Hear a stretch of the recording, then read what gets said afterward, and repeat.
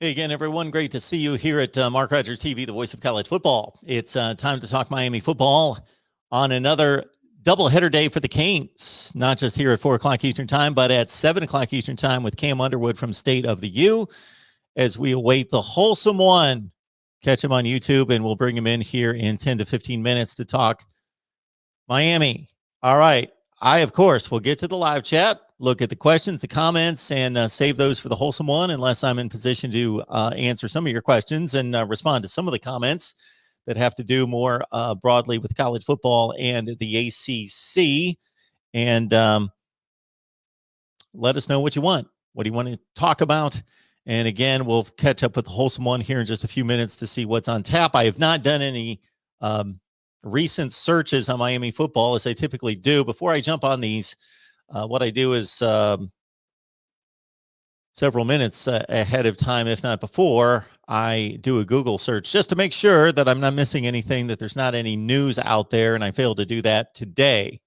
So let me know if there's anything that's come up in the next in the last day or so concerning the Canes. Keep it locked in here at Mark Rogers TV, the voice of college football. You know the deal. We will thrive. We will succeed based on your individual contributions and also sponsorship. So if you have a connection to any potential sponsors, whether you own a business or know of a business that you have a solid connection with, please hit me up at MarkRogersTV at Gmail, whether that's to support and sponsor the whole channel or an individual show that we do, whether that's a show that's existing, Miami, Ohio State, Florida State, or a show that you would like us to do. So, for example, Penn State fans, Georgia fans, Nebraska fans, whomever you root for, if you want a team-specific show, let me know. Let me know. Want a team-specific show? I hear that all the time. Team-specific show of somebody that we don't cover on a regular basis with a specific show, then let me know. Who do we cover? We cover everybody as much as we possibly can. So we've got videos out recently on Alabama, Auburn, Texas A&M, Penn State, Florida. I know, boo, the Gators. I got it. USC, UCLA, Oklahoma. More Oklahoma talk coming up tomorrow that will be published over the weekend. All right, let's dive into the live chat. And again, we appreciate everybody who jumped on the line. I think it was mostly in regards to support Ronan and Hurricane Logan. Hurricane Logan came up big during our Florida State show last night. So Miami fans, I got to say, for the loyal Florida State fans that we have here. So Phil comes to mind and Seminole for life. And man, I shouldn't start this because then there's going to be a ton of people that I forget. And I shouldn't do this. I shouldn't try to remember specific handles. Anyway, so for our Florida State fans who are loyally here all the time, we love it. I love to see the other fan bases in the other shows, but I got to give it up for Miami fans. I got to give it up for Miami fans, probably more than any other fan base that I've got in terms of going to the other live streams. Miami fans are in the Ohio State live stream. They're in the Florida State live stream for sure. And then if I do other live streams, which I do from time to time, I've done about 10 on Clemson, 10 on Notre Dame. We did a Nebraska series for 10 weeks when that got sponsored. Then I see the Miami fans just show up. They not only show up, they support me on the other shows. It's phenomenal. So last night it was Ronan and Hurricane Logan. I appreciate it. Thank you so much for that. And they get their digs in at the same time. So they contribute and support, and it's full opportunity to get the digs in because you can leave your comments, your questions, and I get to as many as possible. I don't think anybody can fault me for that. If you pay attention to what I do here, I get to probably, I can't imagine anybody else out there that gets to more comments and questions in the live chat than I do. But of course, you guarantee that you're going to be heard for sure. And we're going to display it. Thank you. Give you the recognition if you contribute in the super chat, of course. But yeah, that was funny last night. $52.10 from Hurricane Logan, and $10.52 from Hurricane Logan. So I think he's covering both home and road games. I think he's predicting what's going to happen this year in light of what happened last year. And so he says, why not 52-10 again? So I hope Hurricane Logan's hearing all this because, again, I found it funny, the 52-10 and the $10.52 contribution. Ronan right out of the gate. Mark, you should try to organize a mega show with Cam, Holsum one, and Paul sometime before the Bama game. Can do it after because 2-1's going to want to talk about football after that game. Yeah, the game should probably be pretty ugly. Probably be pretty ugly, but okay, we'll take note of that. The Holsum one, Cam, Paul, we can get them all on here to talk Canes. Would love to do that. Love to do that. The times that we've had we've had a couple shows with Cam and Alonzo. We've had a couple with Cam and the Holsum one, and they've been phenomenal because I just kick back. I learn, I get entertained. I just think it's phenomenal. I just kick back and listen to them because they can go on forever. And it's a fluid conversation. It's great. Absolutely would love to do that. Also, keep in mind, folks, think of that. Keep this one in mind. We're on Patreon, and it's $5 a month. $5 a month. That's about 16 cents a day. We're on Patreon. And I am not going to promise at this particular time something phenomenal on Patreon. This is what we do. You got my predictions on there exclusively, so you don't get my predictions, which you would have made money this last year. My predictions on there during college football season. Okay, I understand that's like 8 months away, so no incentive there. I get it. But also keep in mind that we bring on Steve Merrill. He brings on his betting advice and tips and his exclusive predictions as well from Pro Sports Info. Okay, again, I understand it's not football season. Maybe we'll go get into the NBA and college basketball. Now, I'm not going to talk about the NBA and college basketball, so don't worry about that. That's not going to happen. But in terms of the betting angle, maybe we'll bring on Steve Merrill, and he can cover that as an extra bonus there on Patreon. But also, you get exclusive live streams. We did one last weekend, I believe last Friday, and I've thrown it out to the crowd over there that we can do one either Saturday or Sunday. So exclusive live streams. I'm still trying to gauge whether people really care about an insider look. Some people have told me they do, so I need to provide a better job of an insider look into what we do here at Mark Rogers TV, the voice of college football, and my experience at ESPN and other stops along the television route for, I hate to admit it, 30 years. 30 years in TV. So insider look, exclusive live streams, watch parties during the season, my predictions exclusively, and Steve Merrill as well on Patreon. And as most of the patrons have told me, hate to call them that, but Patreon patrons, that's what they say. So our voice of college football community on Patreon, most of the folks over there have said, you know what, Mark, you don't need to deliver anything here. This is just a little subscription fee for our appreciation of what you do on YouTube. So either way, that needs to be extra content and needs to be a reason for you to get on over there. But we need to build that out big. So head on over to Patreon if you want to help us support what we do here. And it's $5 a month.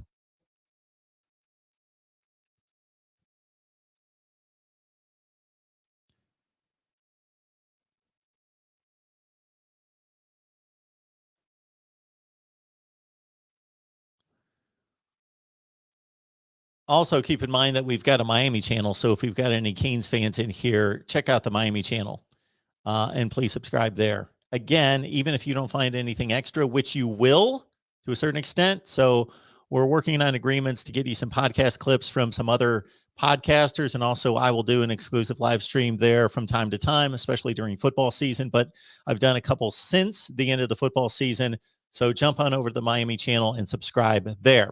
For anybody who roots for another team, keep in mind that we've got other team channels available. And again, it's the same deal.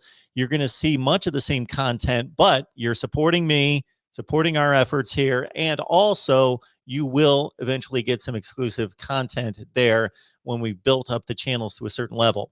Ohio State fans, Penn State, Nebraska, Wisconsin, Michigan, Oklahoma, Texas A&M, Alabama, LSU,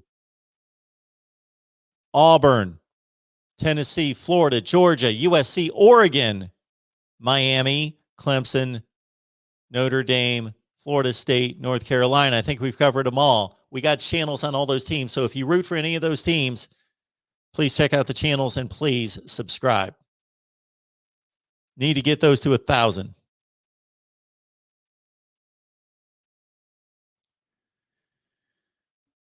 We got schedule and we got schedule.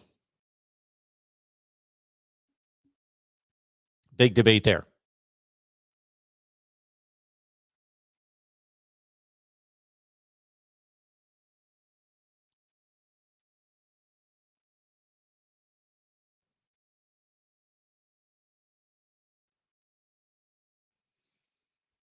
That's right, Ronan. The Holsum one, a few minutes late. He's really not late because he tells me that he can make it by 4:15 to 4:20. That's Eastern Standard Time for you, Ronan.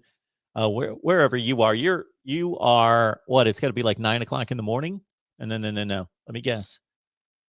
11 o'clock in the morning for you, Ronan. Correct? 11. But the Holsum one can make it about 15 or 20 after. Great to see everybody here. Another way you can help us, share the videos on social media. So if you're a Miami fan, share the Miami videos. You like them. So there's got to be people out there that you know that are Miami fans that will love them as well.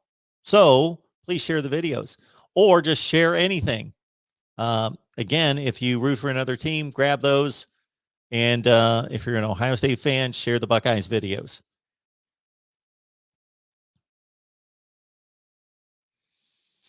The Rod Farva asking about Joe Milton. I'm going to reserve this for Miami talk. I don't know where Joe Milton of Michigan will land. He entered the transfer portal.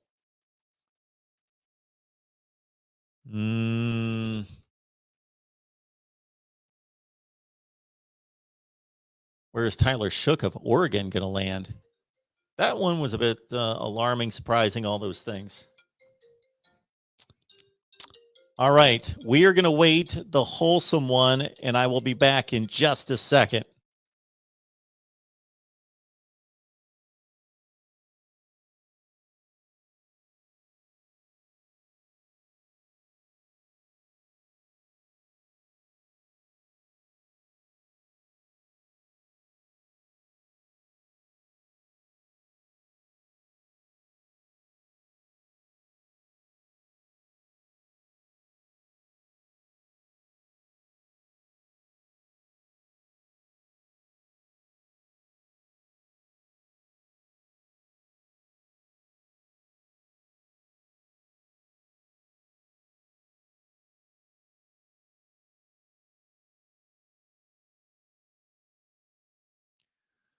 My apologies, had to take that, and we're back.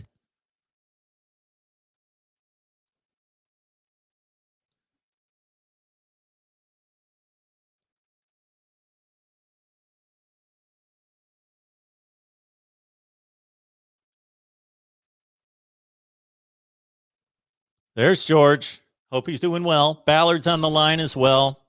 Good to see you. Good to see Eddie. It's okay for me to list my favorites. Eddie.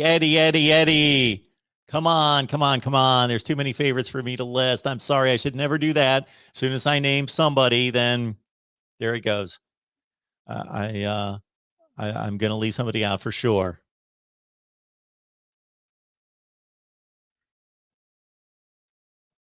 Kane forever. Yo, what up, Mark and Kane's fam? Good to see you on the line. Tabardine, good to see you.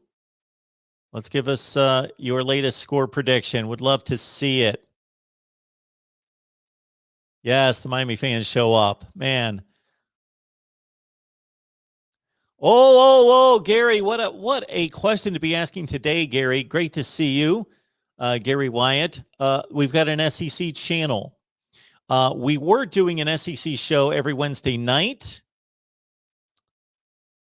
we are no longer doing that per se, but Gary, at 6 o'clock tonight on our SEC channel. So just look up Voice of College Football SEC. On our SEC channel, we are doing a show with Brent Beard of First Coast News and College Sports Today, who loves the SEC, covers the SEC every day. And we're going to answer your questions and talk SEC football there at 6 o'clock Eastern today. So right after I'm done with the Holsum one, talking Miami, I'm going to slide on over to the SEC channel. Another channel SEC fans, if you can check out. And we partnered with SG1 Sports, our guy Chris, over there on the SEC channel, the Voice of College Football. So yes, SEC show every Thursday night at 6 p.m. Eastern time. Then I'm going to be back here at 7 to talk more Miami with Cam Underwood.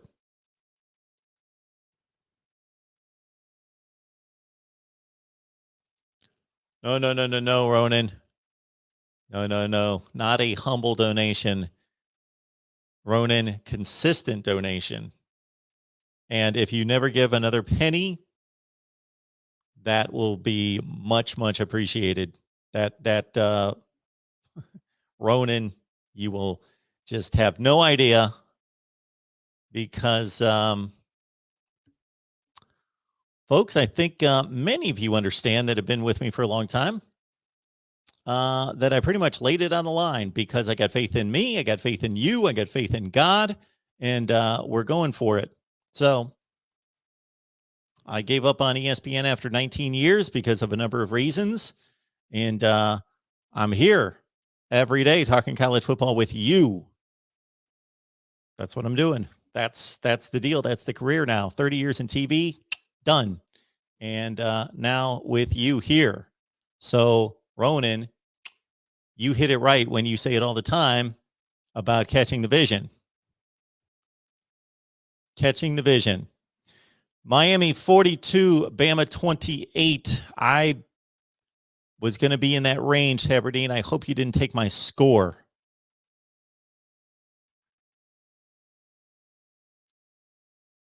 Kyle Smith. Yeah, sorry, Mark. Barely contribute over there. Just do it to support.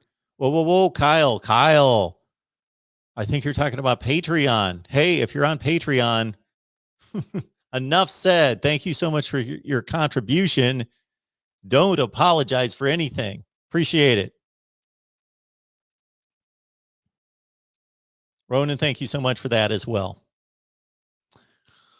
Thoughts on Carson Wentz? So we've got a college football show here. I restrict the NFL to a certain extent, even though I love the NFL. I will. We'll talk a little bit here. Oh, we got the Holsum one. Stand by.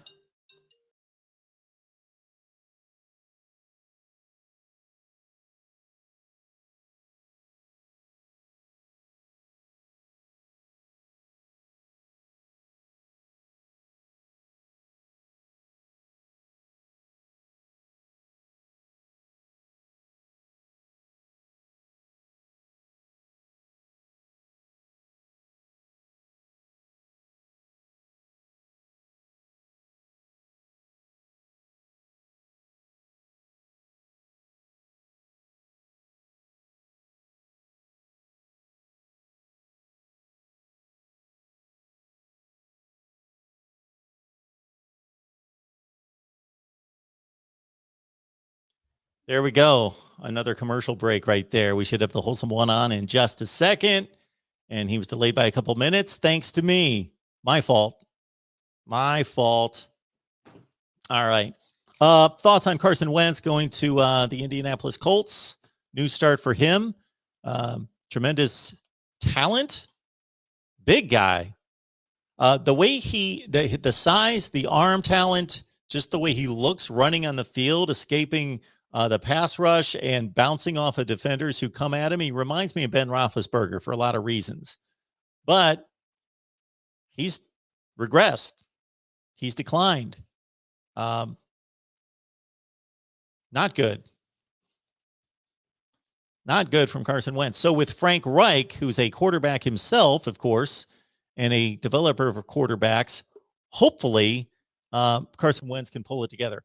I saw one of the more interesting and touching videos you're ever going to see on Twitter today. It was posted by, I don't know if you saw this, Holsum One, and we're introducing the Holsum One, and probably goes without any introduction since I've mentioned him about 50 times leading into this, but we'll get into the Miami analysis here in just a second. I saw a video a couple hours ago on Twitter of a young Philadelphia Eagles Carson Wentz fan who was in tears, and this wasn't just some knucklehead fan who's just over emotional. That we're talking about a child who it was pretty obvious facing some serious physical challenges, and had a picture behind him of him meeting Carson Wentz, and Carson Wentz, connecting with him, giving him a jersey and some things, and so he was just really attached to Carson Wentz. And then he was sad to wake up this morning and find out that Carson Wentz had moved on to the Colts. It's a very touching video. Very touching. But we got the Holsum One here to talk up the Canes. How you doing today, sir? I'm doing well. I'm talking about my boy Carson, huh? Carson Wentz. You got something for us here? Well, you got the connection. You got the obvious connection. We're talking to the right guy right here. Yeah, man. I'm happy for him. I'm happy. I mean, we all wanted him a little closer to home, but I mean, it's probably for his best success football-wise with the Colts. I mean, that offensive line is pretty dang good. I mean, they lost the left tackle, I can't think of his name, from BC, from Boston College, but you got Quentin Nelson, you have Kelly, the center from Alabama. You got a pretty solid offensive line. So that's his biggest issue, is the fact that pass rush has affected his. I mean, up here, he didn't get touched much at all. I think he was sacked 9 times in 4 seasons. Like, that is just crazy, with the offensive line that he had in front of him. So I think if you want that Carson Wentz that won championships here at North Dakota State, then you definitely want to up the offensive line. I think that's a pretty easy connection to work together with the success of the QB. So I'm happy for him. I'm glad he's out of that Philadelphia Eagles situation, because I don't think he was ever going to reach what the backup got done for him, getting them a Super Bowl. No, I think you bring up a good point, and then we'll get to the Miami talk. That even though everything was placed into Carson Wentz as the franchise quarterback, what was he, the number 2 pick overall in the draft, I believe? Should have been number 1. Pardon me? He should have been number 1. Who was number 1? There was another quarterback ahead of him. Cal.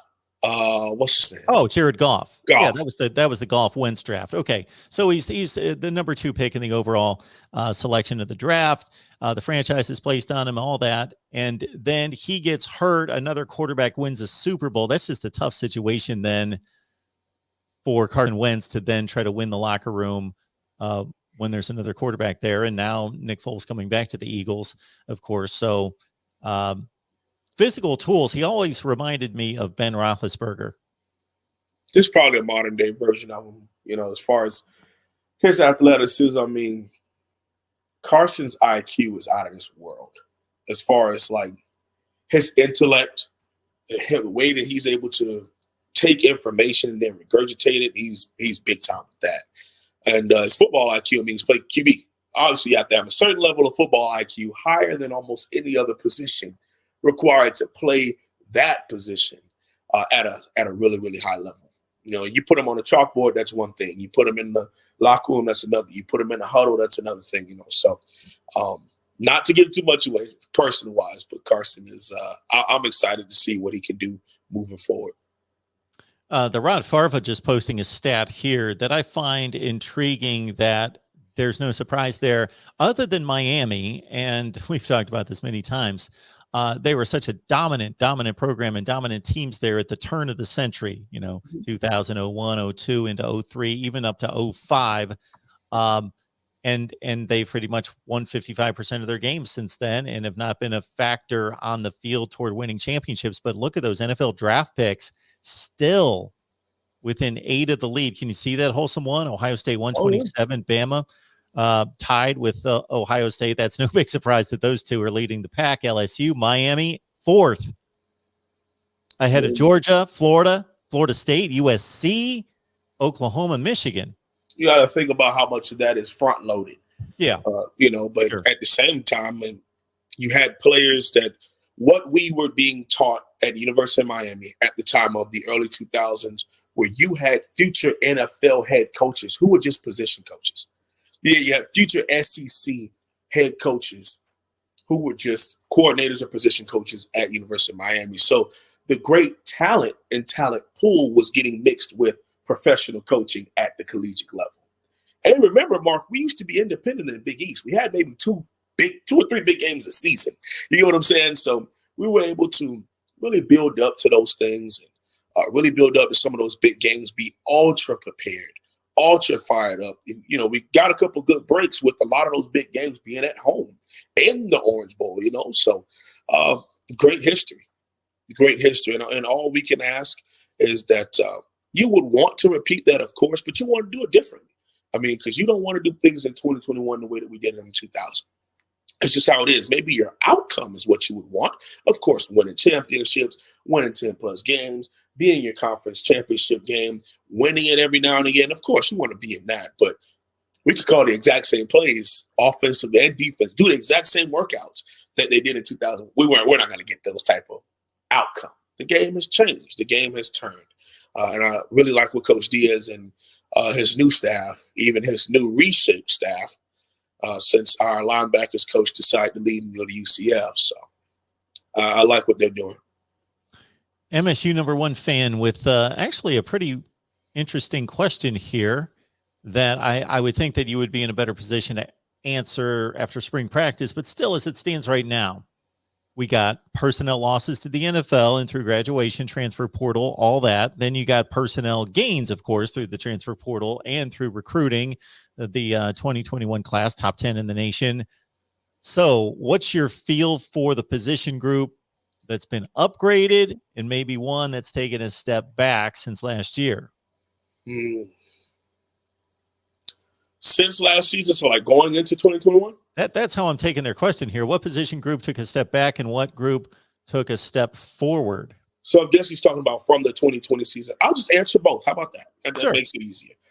So based on 2020, the position that took a step back, you have to be a tie between the receivers and the inside linebackers. Just disappointment across the board on both sides. And yes, each side made a big play here and there. Wide receivers more than a linebacker, but it's sickening. Mark, it's the time of the NFL draft for me. It's the time for highlight tapes for me. So I'm doing a whole bunch of rewatch squad on all of the previous games, and I'm getting re-angry with a lot of young men. Like a lot of young men.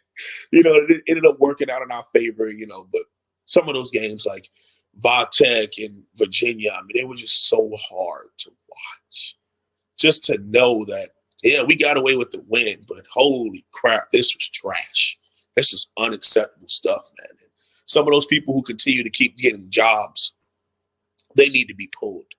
And you need to have a conversation about some people's scholarships, because it is just, for us to be handing you $50,000 a semester and you can't make a tackle or catch a football, you got to go. No. Get out. Because it is sick. But anyway, I think that linebacker, wide receiver are tied for the position group that took steps back. Position that took a step forward, striker, I think is #1. And of course, behind that, quarterback. There's just no way that you can see what happened at quarterback and what De'Aaron King brought to the table as far as bringing some validity, bringing some calmness to the QB position and how it's supposed to look at Miami, because we had not seen a mobile QB who can also be accurate, but just lack the arm strength. That's just such a high level. You had gunslingers like Jacoby Harris and Stephen Morris, who could be somewhat mobile, but they were just gunslingers. Then after them, you had Brad Kaya, who wasn't really a gunslinger and also wasn't mobile, but also wasn't the most accurate. He was just a balanced pocket passer QB, could do some of everything and bring it to the table at a pretty solid level. And if you gave him time, man, he could carve almost any defense up like that. So that's for 2020.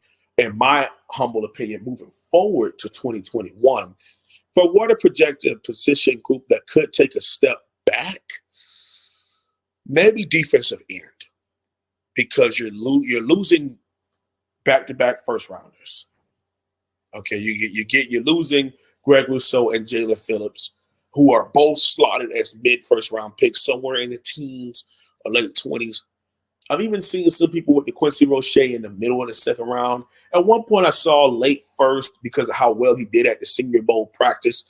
But I think he has a cap because he's 6'2". He may have to be a 3-4 outside linebacker edge rusher to where you can do either one. Greg Rousseau can rush the pass as a strong side 3-4 outside linebacker defensive and be a true 4-3 defensive end.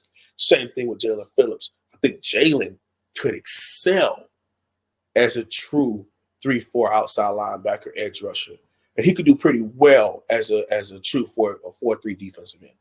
But Quincy has to be a stand-up outside linebacker. He's too light in the behind, and his arm length and his kind of lack of athleticism, it's a cap of where he can go.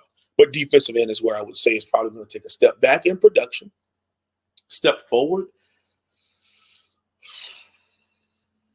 Man. Safety. I guess I would have to say safety. You're going to get coached. For the first time, you're going to actually be coached.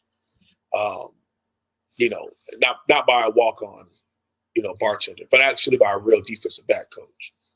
And hopefully those horrific angles that Bubba and Amari Carter, hopefully he's playing linebacker, but we'll see. Gervin Hall, hopefully somebody shakes him and wakes him back up to who he was becoming towards the end of 2019. Then you add to that James Williams. You add to that Brian Balaam, who's been there. You add to that Avante Williams, who's been medically cleared. I mean, it's some pretty good stuff that could be happening at safety for the University of Miami. Influxing in Cam Kitchens, the best football IQ at safety on the team right now in Cam Kitchens, coming into and already at the University of Miami as an early enrollee, as we spoke last week. So I really think safety is going to be huge. What I'm hoping happens is defensive tackle, offensive line, and cornerback takes steps up. But for right now, I would say defensive end step back, safety step up. Ronan coming through for us, as he typically does. Holsum One, you would have loved it yesterday during our Florida State show. Between Ronan and Hurricane Logan, they were relentless against the Noles yesterday. They were just relentless. I love it. I follow Logan on Twitter, and he screenshotted it and posted it. I've never watched any of those lives ever. I don't ever plan to. I'm sorry, Mark. I love you, but it is your worst viewed show. I honestly think you should stop it. I think that you should cleanse your airwaves of something so trash. It's just that's just what I think you should do. But, hey, as long as Miami Hurricanes fans continue to donate they are literally sponsoring those shows for you. So hey. Well, let's not discourage them. Let's not do that. No, keep donating. Keep donating to the Miami Hurricanes shows. We get them out. Pull that scholarship, Mark. Pull it. Well, we can't run a perfect channel. I'm just kidding. All right, we got Ronan. Ronan, got to keep donating until Mark replaces those glasses he broke. And you're completely right about that, Ronan. I broke my glasses. It's been months ago, and I haven't replaced them yet. But I should put the contacts in. But I got the screen blown up to like mammoth proportions, so I got a shot at reading this. So Ronan's asking for thoughts on the linebacker coach candidates. Holsum One, appreciate everything you do, guys. Keep up the great work. Go Canes. There's a couple names. Mark, I'm going to say this because I don't know who's going to come across this, but I want to see the University of Miami give South Florida high school coaches a chance. Because what bothers me, Mark, is, and I have to give credit where credit is due. So Dante, I don't know if you know Dante Colon. He's like really huge on all of our channels. And he said something, calls into my show. And he says, how is it that you have South Florida coaches who can coach up these young men from 5 years old all the way up and have them starting and being 4 and 5 star recruits in high school to the point where they come in and take spots from college athletes who's been on these teams for years. But the high school coach who coached him can't get an opportunity to coach in college? Make that make sense. It's like we have completely ignored who has made us. I'm not saying you have to fill the whole staff with Dade County coaches only because Dade is the way. That's not what I'm saying. What I am saying is there's plenty of Miami Hurricanes who have played at the University of Miami who are giving back. Okay, Coach Rodney Mack, who is an ambassador at for the Miami Gardens Ravens, one of the best Pop Warner parks in the nation, multiple time national champions, played here in the early to mid 2000s, and no call. Played linebacker here at the University of Miami, next to Dan Morgan. Played in Miami, and no call, no opportunity. Okay, Coach Rodney Smith, I think his first name is Rodney, but Coach Smith, or Roland Smith, excuse me, from Miami Central, played corner in the late 80s, early 90s, multiple time national champion, University of Miami. Has to coach high school, never got a chance to coach at the collegiate level. Okay, now we've had a couple opportunities with Coach Mike Rumph, who was there, Coach Tim Ice Harris, who's a former Booker T. Washington head coach who left there in 2013 to sign with the University of Miami as a running backs coach. So we've done it every now and again, and it's worked out almost every time for us. When can we give a chance to these coaches who have given everything over the last 3 decades to this institution, filling it with players? Now, for all I know, with the University of Miami being a private institution, maybe some of these conversations have had, okay? Maybe they've called. Maybe they've even interviewed and they just weren't selected. But I think we have to give back in that way because these high school coaches are preparing some of the best players. Pat Surtain Jr. What happened to Pat Surtain Sr.? How is Pat Surtain not coaching at the University of Miami? Or maybe an opportunity for him to coach at the University of Miami. We had a DB opportunity open. Was he even called? Who knows? So I just want us to put it out there, okay, that we need to be able to give back to our community, both Dade, Broward, Palm Beach, or even in the state. If you have a successful coach, let's even look at our defensive line coach right now, okay?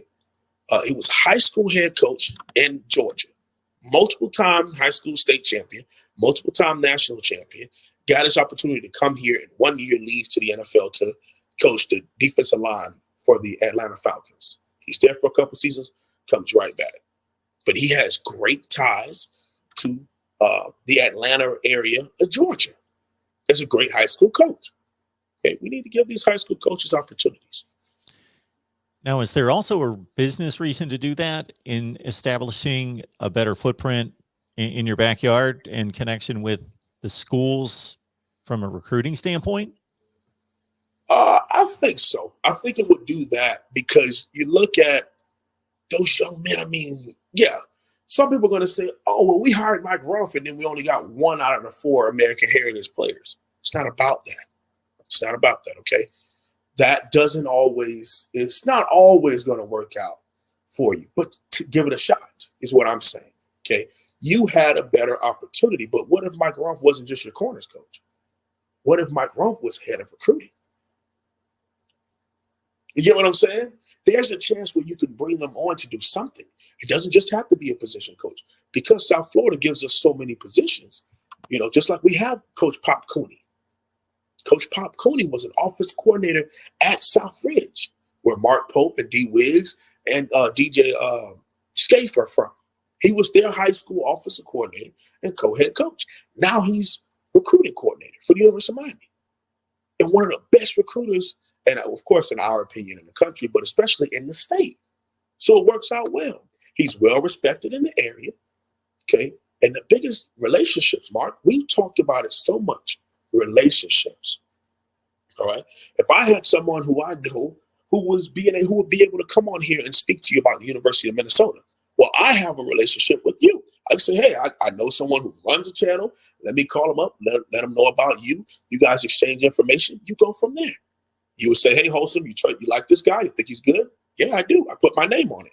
You would trust my word, give this young guy or gal or they an opportunity to come on and speak about the University of Minnesota. Relationships. Word. Okay. When people's word carries weight. There's a lot of coaches in the South Florida area, Hispanic coaches, Caribbean American coaches, white, black coaches. So don't think it's about that. That's not what I'm saying. What I'm saying is they are well qualified. I think we need to give them a chance. Okay. You got Coach Telly Lockett, who was doing amazing in South Florida, gets a position coach up in Tallahassee, was a thorn in our behind coming down here and taking recruits. But Miami would never give him a chance. They didn't bring him on as an analyst and don't even want to give him a job for him to stay. So he leaves up to Marshall. Or probably lose a 3-4-star running back to Marshall because we didn't, give back to the people who have been feeding us. So that's my thing. I just wanted to put it on a platform like this. Hopefully anybody that's listening, let's give our coaches in South Florida an opportunity. Daniel Hernandez, thank you so much for the super chat. Here we go. Enjoying your Hurricanes show for months. Good to have you here, Daniel. Appreciate that. Keep up the great work. Hope you know about the Holsum One, Daniel. So head on over, Holsum One Holloway. Make sure you're right there for his shows as well. Keep up the great work. Here's another donation for the replacement glasses. All right, Daniel. Appreciate that. We'll get that taken care of at some point. All right. Unless you have something to go to, Holsum One, you know what I'm going to run through here. We got us started last week with the 2021 class with your scouting reports on these guys. We went through the early enrollees. Mm-hmm. You ready for some more here? Spew a name and I will go. No hands, no paper, no phone. Just give me a name. All right. Top of the board. Leonard Taylor, the man, Miami Palmetto, number one at his position in the country. D tackle, close to your heart. There you go. Third in the state. Mark, that recruitment was special because we don't get players like that. You don't get them 6'4", 6'5". And at the time, Mark, he was like 260. So everybody's like, oh, he's a big DN. No. Young man is well like 305, 310 already. We don't get them ready-made like that in Miami. And when they do, they go to Florida. Like, we do not sign these type of players, but all I'm asking. And it was down between Florida and Miami, right? For Leonard Taylor? Yeah. You know what I'm saying? And Florida has had, over the last 15 years, they've had 9 defensive tackles drafted.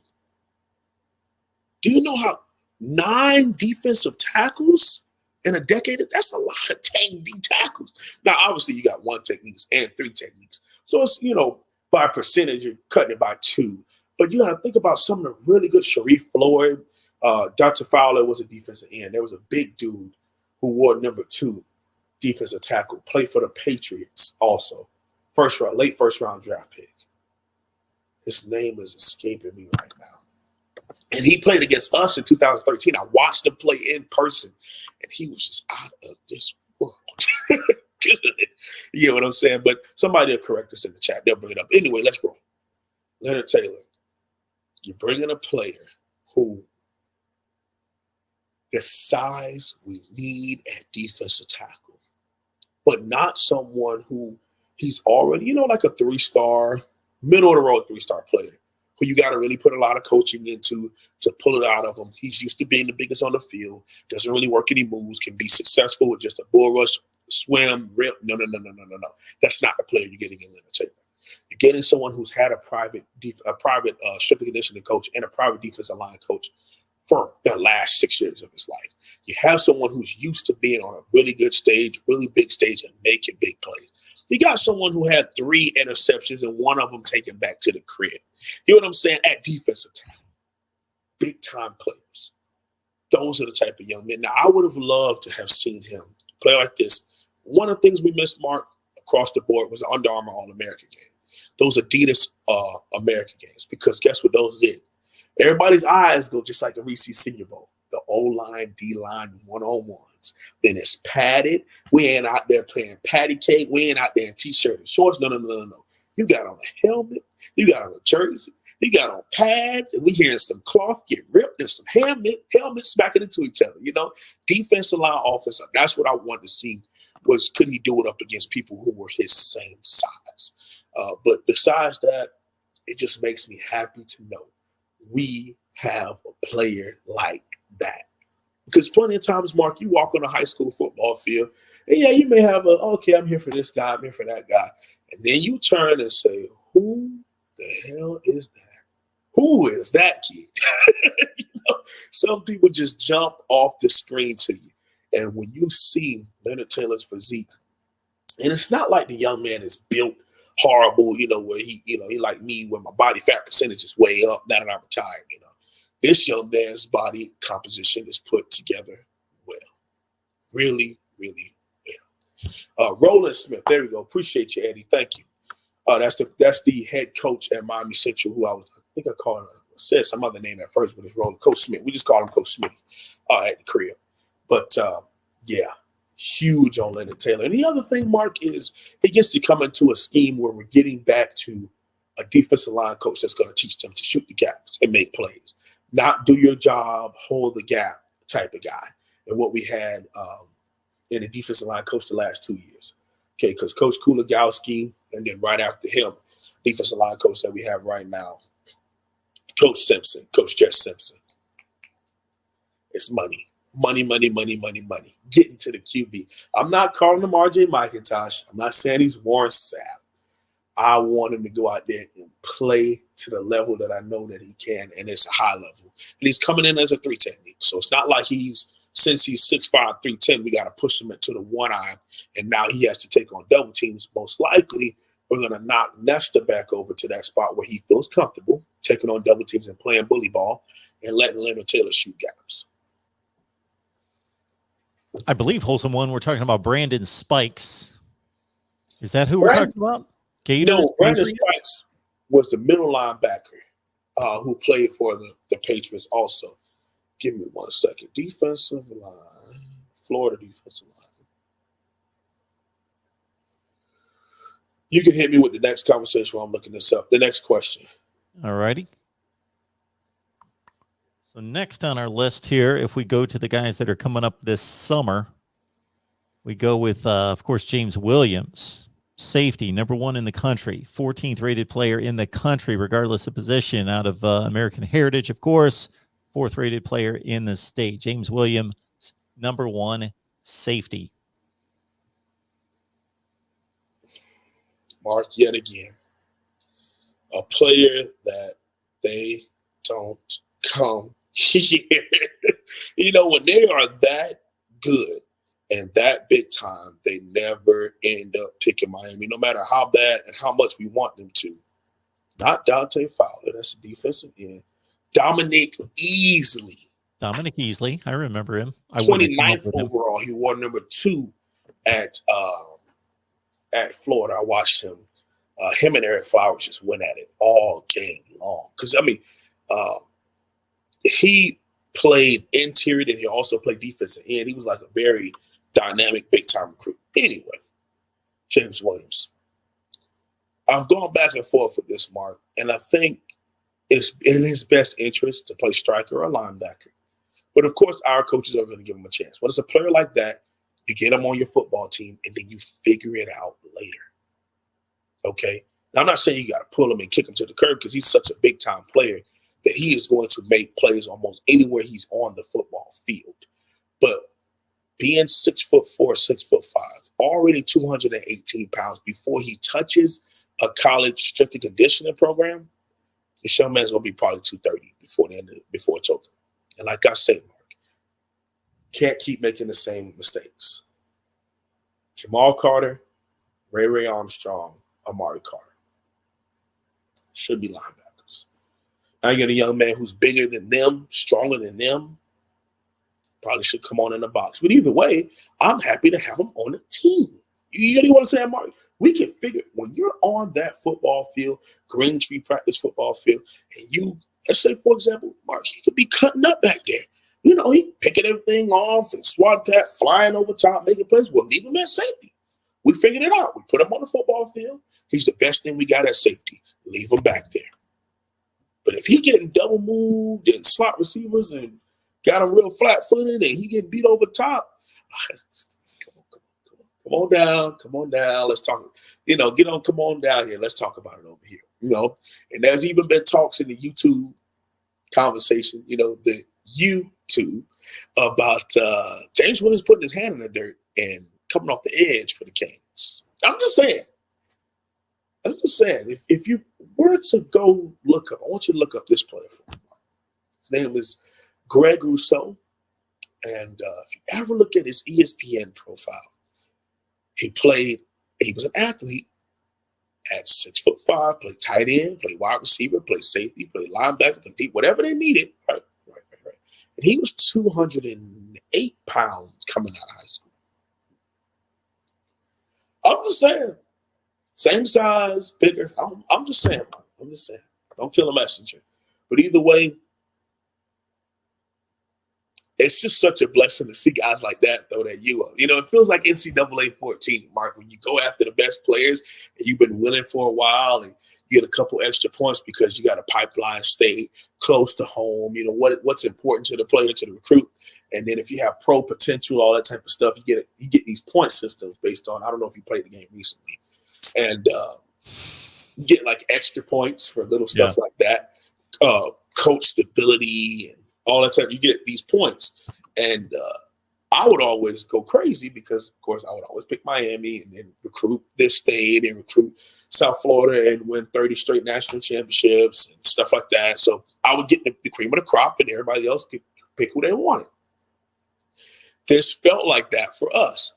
Even after winning, 9 of the 11 or 12 games we played and didn't look that good on some of the big games we played, but these young men bought into it. What we have to do now, Mark, is not only have them sign and put pen to paper, you got to be able to hold on to them.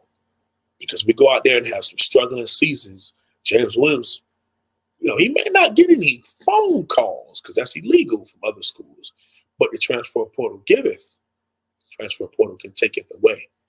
Okay, when you got players like that on your team and you out there winning 6-7 games, that Georgia G looks real good. That Bama A look real nice after a while, when you want to go spend a year on a winning team. So what we have to do is have a great program and pull it together because we have to hold on to these 2 recruits, especially these top 2. Those 2 are important. The young men who are in high school right now, who are in middle school right now, who looked up to them are watching. They are watching. And we cannot mess this up, Mark. We can't. We've got Miami Hurricanes live talk here on Thursday at 4 o'clock Eastern time every Thursday with the Holsum One. This is our 123rd edition. Share these videos out on social media. Think of it this way. You're on Twitter, you're on Facebook, you're on all these other platforms. People are on there. They connect with you. They follow you. They talk to you all the time. They have no idea that we're here talking Miami football. Covering college football on a regular basis every day and talking Miami specifically. So share the videos out on social media. That's probably one of the major things that you can do to help us build the channel. Of course, like the video, and we appreciate the contributions as well. All right. Romello Brinson, 25th rated wide receiver in the country, 22nd rated player in Florida, according to 247 Sports, and number 144 overall out of Miami Northwestern.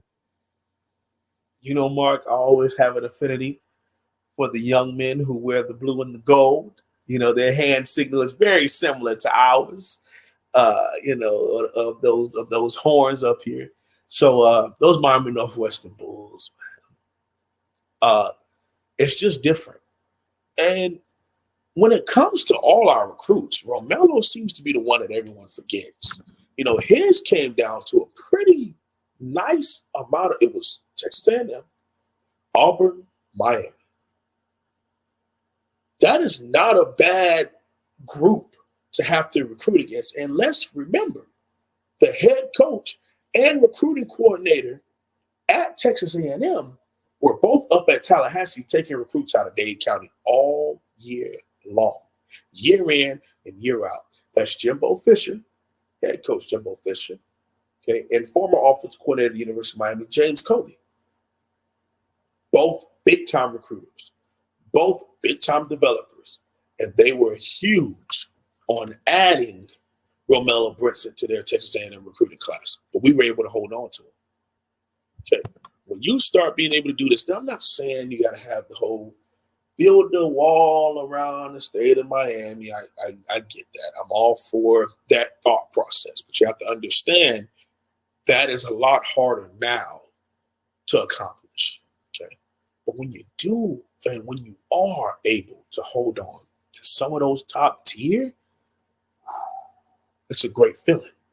It's a great feeling. Okay, because that's a young man who, if Tallahassee's program, if Jimbo's still up in Tallahassee and their program is rolling, he may be wearing their colors. Okay. If the universe, and of course, code had something to do with a lot of these young men not being able to go around, but you got to be able, and it worked out in favor for the University of Miami because they all stayed home. Most of them stayed home, and they were big time recruits. And now it looks as if Miami is at least laying a solid foundation to project forward into, 9-10 wins over the next couple of years before hopefully we take the next step into the 11-12 win atmosphere. Hopefully, while these young men are able to stay here for the next 3 to 4 years and help continue to build class on top of class, on top of class, on top of class, because that's how you do it. You can't go where this one is good, the next one's average, the third one's below average, and then you have another good one in the fourth year. That's not going to work. It's about how the practices are going. What's happening on that practice field? Now, if Mark Pope is having to go up against Pat Surtain Jr. in practice, I think Mark Pope is going to be a lot better. Okay, not having to go up against the guys he's going up against now. Jesus H. Okay, and even vice versa. If Blades and Ivy had to practice against Mark, well, the age gap is pretty big, but Jerry Jeudy, because Jerry Jeudy just went into the NFL draft last year. They're going to keep getting destroyed or they're going to get better. Probably both is going to happen when a guy like Jerry Jeudy. But they will only get better because who they're practicing up against. Okay. Coach Saban is famous for saying, I wanted to create a certain level of practice, an intense practice to where on Saturdays it's easy. Same thing happened in Green Tree Practice Field with Coach Johnson and Coach Howard Snellenberger, and how they wanted to create game atmospheres on Green Tree Practice Field. The best of the best. Y'all just went against each other for the last 2 years when Miami Northwestern played Miami Central. Now y'all both are teammates. And yeah, he was the best player at Miami Northwestern who played quarterback, wide receiver, free safety, strong safety. And you were the person he had to tackle, or you were the person that he had to beat in order to score the game-winning touchdown. And now y'all both Miami Hurricanes and going at it in practice. That's how you create the top tier. So I went on a long tangent there, but I really love the direction that we're going, honing in. And the 3 players that you just named are all South Florida young men. All of them. And that's how you really put the foundation moving forward for Miami football. All right, we got the Holsum one here talking about Miami football. We hope you appreciate what we bring here each and every week. We got Cam Underwood coming on at 7 o'clock Eastern time from State of the U. Let's stay with those wide receivers. Jacoby George, Plantation. That was the person I was going to say next, Mark. Do you know where he was at the beginning of this recruiting? No. He was like 150th wide receiver.